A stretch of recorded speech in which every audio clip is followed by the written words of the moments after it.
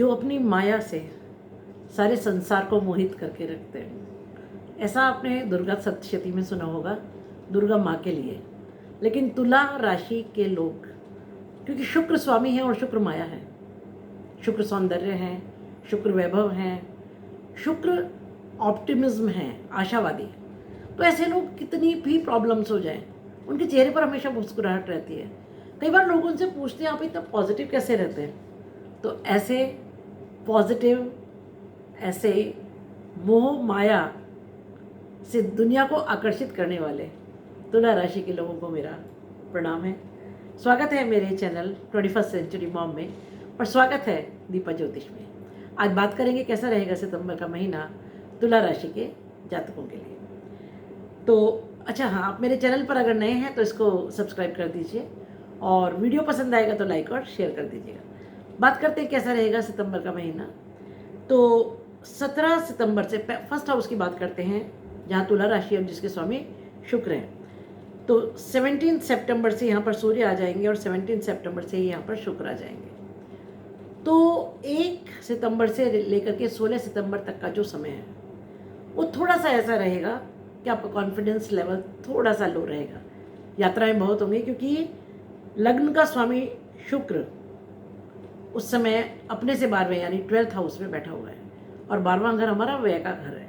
तो हमारी एनर्जी, हमारा व्यक्तित्व, हमारे काम, हमारा जितना भी पॉजिटिविटी है उसका खर्चा होगा, व्यय होगा।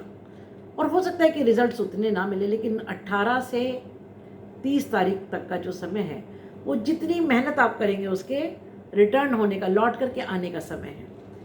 बात करें आपके दूसरे घर की, तो दूसरे घर में वृश्चिक राशि है जिसके स्वामी मंगल हैं और जो भाग्य भाव में बैठे हैं। तो मंगल के साथ यहाँ पर शनि की दशम दृष्टि और बृहस्पति की 7वीं दृष्टि है। तो पूर्ण दृष्टि से आपके दूसरे घर को बृहस्पति देख रहे हैं। दूसरा घर कुटुंब का घर है, वाणी का घर है, खान पान का घर है और धन के संचय का घर है।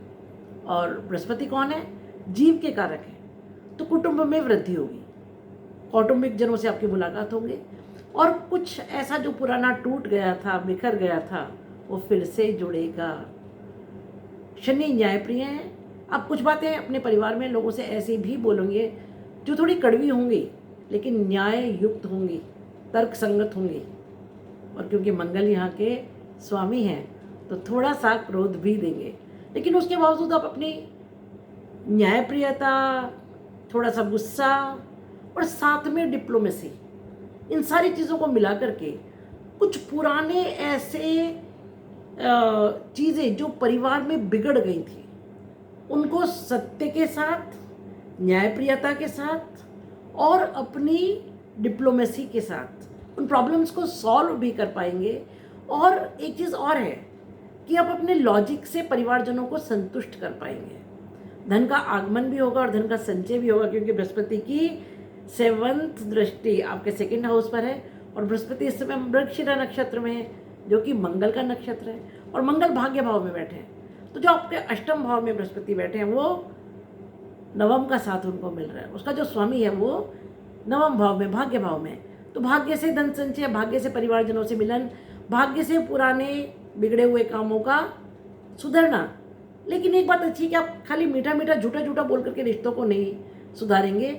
उन रिश्तों में या उन बातों में या उन घटनाओं में या उन संवादों में जहाँ कुछ गलत था, आप गलत को गलत भी कहेंगे।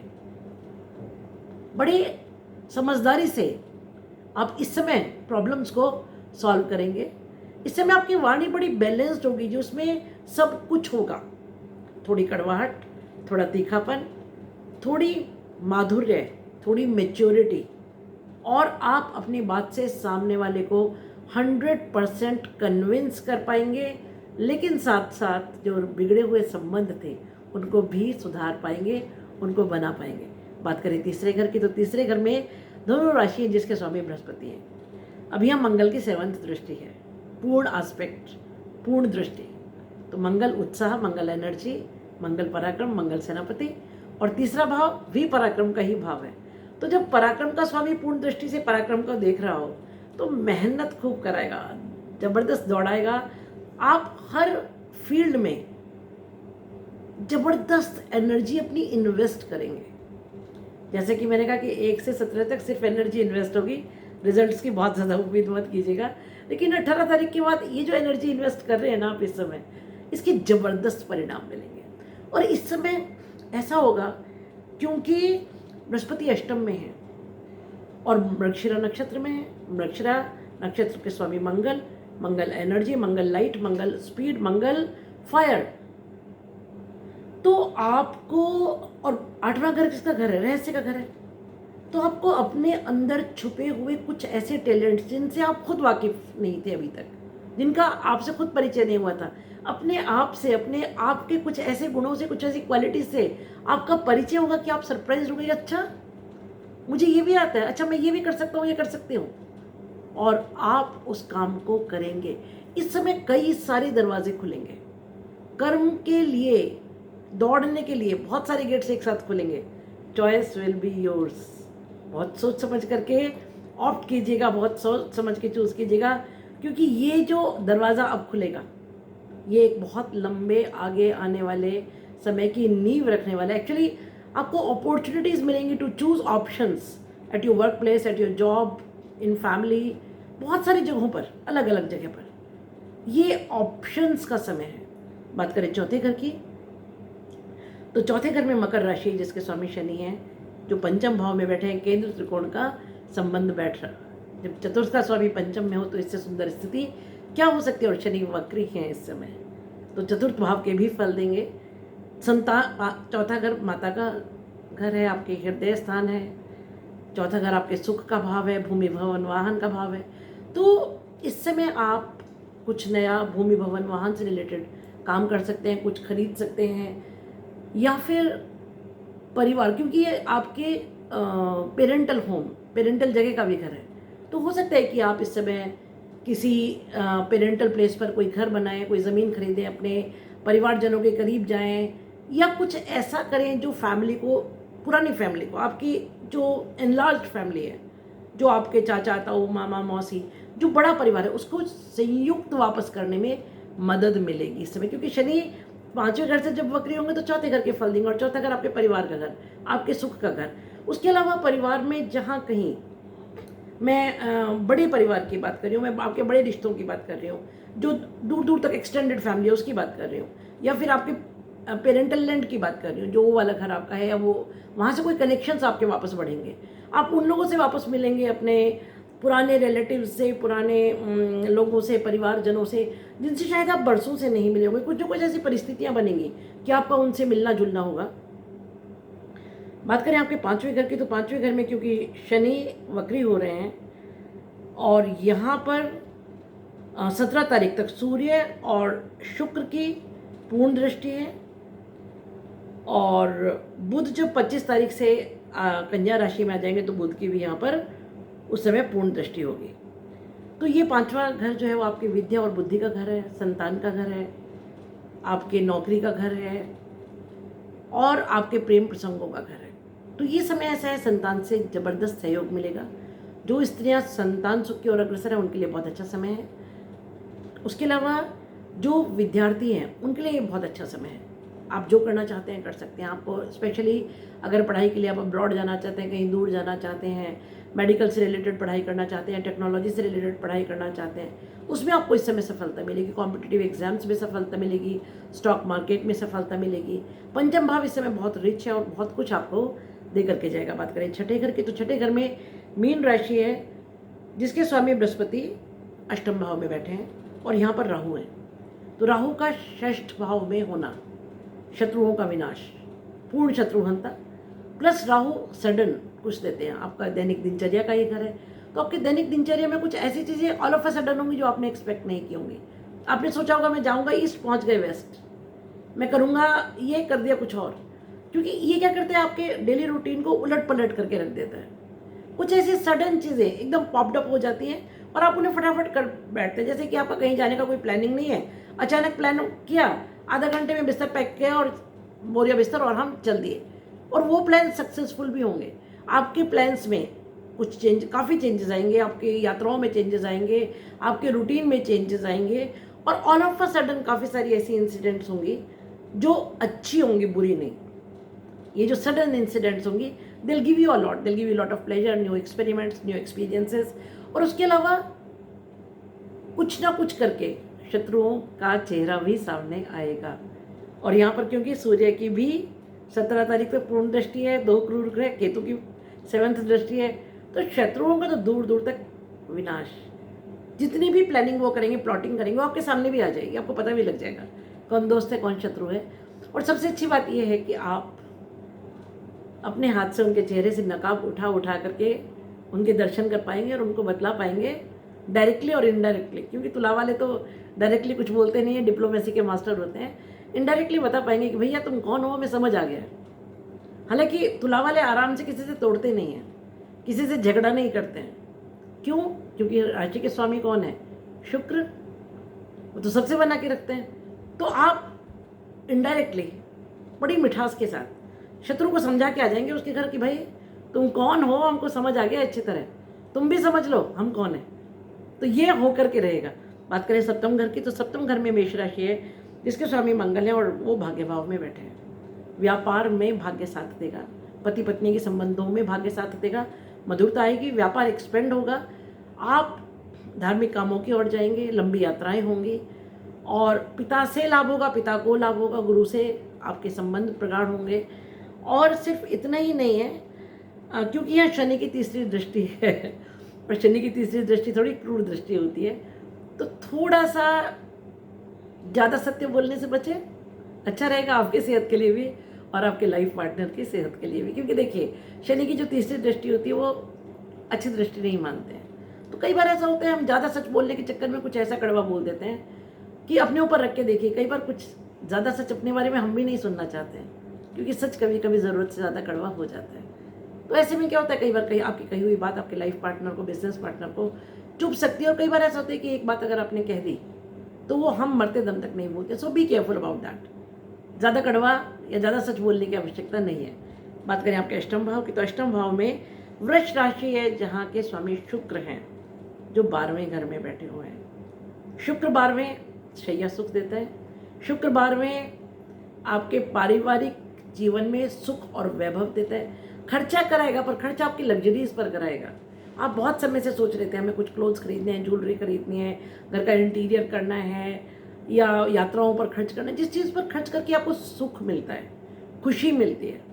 और सिर्फ इतना ही नहीं है, 8वां घर ट्रांसफॉर्मेशन का घर है, 8वां घर ऑकल्ट का घर है, 8वां घर रहस्य का घर है, आपके ससुराल का घर है। तो ससुराल पक्ष से कुछ फायदा आपको होगा। और यहाँ पर बैठे हुए हैं बृहस्पति, हालांकि शत्रु राशि में बैठे हैं, लेकिन एक गुरु दूसरे गुरु के घर में बैठे हैं, देवगुरु दैत्य गुरु के घर में बैठे। तो जब कभी देवगुरु और दैत्य गुरु या तो एक घर में एक साथ बैठे हो या एक दूसरे के घर में बैठे हो तो हानि नहीं करते हैं। और बृहस्पति जिस घर में बैठे होते हैं उस घर को विशाल करते हैं, उसको व्रत करते हैं, उसको एनलार्ज करते हैं। तो अब क्या होगा, आपका ऑकल्ट की तरफ प्रेम बढ़ेगा, रहस्य की तरफ आप जाएंगे। और जैसे कि मैंने कहा कि अपने खुद की हिडन टैलेंट को पहचानेंगे। और सिर्फ इतना ही नहीं होगा, ससुराल जनों से, क्योंकि ससुराल का घर है ये, अगर आप स्त्री हैं तो आपके पति का, और अगर आप पुरुष हैं तो पत्नी का, ये मायका है। तो वहाँ पर क्या होगा कि रिलेशंस आपके अभी मधुर होंगे। आप समझदारी से उन टूटे पुराने खराब रिलेशंस को सुधार पाएंगे। और सिर्फ इतना ही नहीं है, क्योंकि बृहस्पति जीव के कारक हैं, तो ऐसा हो सकता है कि आपकी बेटी का कोई रिश्ता होने वाला हो, बेटे का रिश्ता होने वाला हो, या परिवार में कोई नया मेंबर अगर आने वाला तो उसकी एंट्री उनके थ्रू हो। इसकी पूरी पूरी पॉसिबिलिटी है। बात करें नवम भाव की, तो नवम भाव में मिथुन राशि, जिसके स्वामी बुध आपके लाभ भाव में बैठे हैं। जब भाग्य भाव का स्वामी लाभ भाव में बैठा हो तो भाग्य से लाभ, मतलब ये कि आपने अगर 10% मेहनत की तो आपको 90% लक आपका फेवर उस समय करता है। कभी कभी ऐसा हो जाता है हम 90% मेहनत करते हैं और 10% ही लक फेवर करता है। लेकिन ऐसा मैं नहीं कह रही हूँ, ऐसा वैदिक एस्ट्रोलॉजी कहती है कि जब लाभ का भावी स्वामी भाग्य भाव में बैठा हो या भाग्य भाव का स्वामी लाभ भाव में बैठा हो, तो ऐसा होता है कि वो दोनों एक दूसरे को सपोर्ट करते हैं। यानी आपको जो लाभ होगा वो भाग्य से होगा। पिता से संबंध मधुर होंगे, गुरु से संबंध मधुर होंगे, आपकी लंबी यात्राएं होंगी। और सिर्फ इतना ही नहीं है, यात्राओं को आप बड़े उत्साह से करेंगे, क्योंकि मंगल क्या है, एनर्जी, उत्साह है ना। तो खुशी मिलेगी उससे आपको, वैसे भी जब भाग्य भाव में मंगल बैठा तो चीज़ों को स्पीड देता है। मंगल स्पीड का कारक है। कई बार रेस्ट में आकर के हम कुछ डिसीजंस भी मंगल दिलवा देता है। मंगल सोचने का टाइम नहीं देता है जी। मंगल कहता है ये काम हुआ, ऐसा डिसीजन लिया, अच्छा फटाफट कर लेते हैं। तो वो जहाँ रहेगा, जिस भी भाव में रहेगा, उस भाव को स्पीड देगा, तो भाग्य को स्पीड देगा। इसका मतलब है कि बहुत लंबे समय से कुछ काम जो रुके पड़े थे, आप सोच रहे थे अरे डिले हो रहे हैं, हो नहीं रहे, अब वो स्पीड अप होंगे। बात करें आपके दशम भाव की, तो दशम भाव में कर्क राशि है, जिसके स्वामी चंद्रमा है और राहु की यहाँ पर पंचम दृष्टि है। तो इस समय क्या होगा कि क्योंकि चंद्रमा आपका फर्स्ट हाउस का स्वामी है और चलायमान है, तो कर्म स्थान में कुछ फ्लक्चुएशन चलेगा आपके। चंद्रमा जिस भाव में होता है उस भाव को फ्लक्चुएशन देता है, ऊपर नीचे करता है। और यहाँ पर क्योंकि राहु की पंचम दृष्टि है, तो ऑल ऑफ अ सडन कोई job, all of a sudden कोई opportunity, all of a sudden कुछ ऐसा कर्म स्थान पर, जैसा कि मैंने कहा कि मैं I can see a transit at your work place, कोई भी चेंज वर्क प्लेस पर मुझे दिख रहा है। बात करें 11वें घर की, तो 11वां घर जो कि लाभ का घर है, इच्छा पूर्ति का घर है। मैं इच्छा पूर्ति को बहुत ब्रॉड टर्म में लेती हूँ। इच्छा पूर्ति कैन भी आप पैसा चाहें, आप अच्छा स्वास्थ्य चाहें, आप कोई सिद्धि चाहें, आप चाहे मेरे बच्चे को जॉब मिल जाए, मेरे बच्चे की शादी हो जाए, मेरे इन लॉज के यहाँ कुछ अच्छा हो जाए, मेरे हस्बैंड का कुछ अच्छा हो जाए, वाइफ का कुछ अच्छा हो जाए, कुछ भी, एनीथिंग एनीथिंग एनीथिंग। इच्छा पूर्ति मतलब कोई भी डिज़ायर। यहाँ पर बुध जब होंगे तो सिंह राशि में है, सूर्य के घर में। सूर्य राजा, बुध राजकुमार। तो जब कभी बुध सूर्य के साथ होते हैं या सूर्य की राशि में होते हैं तो बहुत स्ट्रांग पोजीशन में होते हैं, क्योंकि एक राजकुमार राजा की गोद से ज़्यादा सुरक्षित, उससे ज़्यादा बोल्ड और कहाँ होगा। तो बुध यहाँ पर है, 23 सितंबर तक है आपके लाभ भाव में। तो ये जो 17 से 23 तारीख का जो समय अंतराल जो विशेष रूप से, ये कोई बहुत बड़ा काम आपका करके जाएगा। मैं लाभ का मतलब धन लाभ की भी बात कर रही हूँ और इच्छा पूर्ति की भी बात कर रही हूँ। बात करते हैं 12वें घर भाव की, तो 12वें भाव में 17 तारीख तक सूर्य और शुक्र है और यहाँ पर केतु है। 23 सितंबर से बुध भी यहाँ आ जाएंगे। तब तक यहाँ से सूर्य और शुक्र आपके फर्स्ट हाउस में ट्रांसफर हो जाएंगे। तो 17 तारीख तक जब तक सूर्य और शुक्र यहाँ है, तो सूर्य क्या है, एनर्जी है, और शुक्र फर्स्ट हाउस के स्वामी। तो जैसे कि मैंने कहा कि एनर्जी का फ्लो होगा, आप दुनिया भर के लिए, इसके लिए भी ये कर दूँ, इसके लिए भी ये कर दूँ, इसके लिए भी ये कर दूँ। इनफैक्ट जितनी आपकी हिम्मत है उससे ज़्यादा आप काम करेंगे। स्वास्थ्य का विशेष ध्यान रखिएगा, वार्निंग, विशेष ध्यान, खासतौर से अपनी यात्राओं में विशेष ध्यान रखिएगा, क्योंकि जब सूर्य और शुक्र दोनों बाहर में हो तो क्या होता है, हम अपनी हिम्मत से ज़्यादा काम कर देते हैं। हिम्मत से ज़्यादा पैसा दूसरे को उधार दे देते हैं, हिम्मत से ज़्यादा फेवर्स दूसरों के लिए कर देते हैं, आउट ऑफ लिमिट जा कर के लोगों के लिए कुछ करते हैं। लोगों के लिए कुछ करना बुरा नहीं है, लेकिन आपको अपना भी ख्याल रखना है, वो थोड़ा सा ख्याल रखिएगा। बाकी जब 17 तारीख से सूर्य और शुक्र फर्स्ट हाउस में आ जाएंगे, तो जैसा कि मैंने कहा कि जो आपने एनर्जी ड्रेन की है 17 तारीख तक, जितनी भाग दौड़ मशक्क़त की है, उसका रिजल्ट आपको 18 के बाद मिलेगा। हालांकि 17 तक भी मिलेगा, ऐसा मैं नहीं कह रही हूँ 17 तारीख तक नहीं है, क्योंकि बुध ऑलरेडी आपके लाभ भाव में है, तो लाभ तो शुरू से ही होगा। पर 18 तारीख के बाद का जो समय है वो बहुत ही अच्छा रहेगा। फिर आप बहुत प्रसन्न, आपका energy level will be all time high, confidence will be all time high. इतना ज़बरदस्त आपको लगेगा कि अरे जो था निकल गया। उसके बाद का समय बहुत अच्छा है। सूर्य पूजा ज़रूर कीजिए, सूर्य को जल दीजिए, आदित्य हृदय स्त्रोत का पाठ कीजिए, हनुमान चालीसा कीजिए, क्योंकि शनि तो अभी भी वक्री ही है और राहु छठे भाव में है। तो हो सके तो दुर्गा पूजा कीजिए किसी भी रूप में। ये 3 चीज़ अगर आप कर लेते हैं तो आपको बहुत लाभ होगा। ये है मेरी प्रेडिक्शन सितंबर महीने के लिए। वीडियो अगर पसंद आए तो लाइक कीजिए, शेयर कीजिए और सब्सक्राइब कीजिए। हाँ, बेल आइकन का बटन दबाना बिल्कुल नहीं भूलिएगा। बाद में आप शिकायत करते हैं, मैडम आपने वो वीडियो नहीं बनाया, वो वीडियो नहीं बनाया। तो वीडियोज़ मैं सारे ही बनाती हूँ, आप तक नहीं पहुँचते क्योंकि आपने बेल आइकन का बटन नहीं दबाया होता है। तो बेल आइकन का बटन दबाइए और मिलते हैं फिर अगले महीने ऐसी एक वीडियो के लिए। तब तक स्टे हैप्पी, स्टे ब्लेस्ड, खुश रहिए, मस्त रहिए, प्रसन्न रहिए।